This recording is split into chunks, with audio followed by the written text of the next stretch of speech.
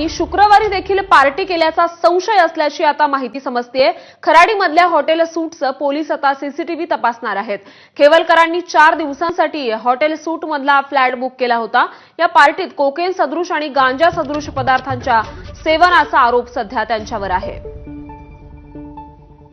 आणि या संदर्भात अधिक अपडेट्स देतील आपले प्रतिनिधी मंदार गोंजारी। मंदार, दिवसांसाठी प्रांजल खेवलकर यांनी हा जो फ्लॅट आहे तो बुक केलेला होता, त्यासाठी पैसे भरलेले होते आणि पोलिसांनी जरी ही पार्टी शनिवारी रात्री सुरू झालेली रविवारी रात्री उघडकीस आणली असली तरी शुक्रवारी देखील म्हणजे आदल्या दिवशी रात्री देखील अशीच पार्टी त्या ठिकाणी झाली होती असा पोलिसांचा संशय आहे आणि त्या दिशेने पोलीस तपास करतायत। त्यासाठी तो फ्लॅट ज्या इमारतीमध्ये आहे तिथले सीसीटीव्ही फुटेजेस पोलिसांकडून तपासले जात आहेत आणि आदल्या दिवशीच्या त्या पार्टीमध्ये अशाच स्वरूपाचं अंमली पदार्थांचं सेवन झालं होतं का, अंमली पदार्थ होते का की आणखी कोणी त्या पार्टीमध्ये सहभागी झाले होते, या सगळ्याचा पोलीस तपास करतायत।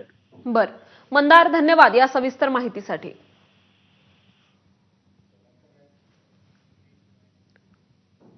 तर पती प्रांजल खेवलकर यांच्या अटकेनंतर रोहिणी खडसेंनी आता आपलं मौन सोडलंय। कायद्यावर आणि पोलीस यंत्रणेवर आपला विश्वास आहे असं रोहिणी खडसे म्हणाल्या।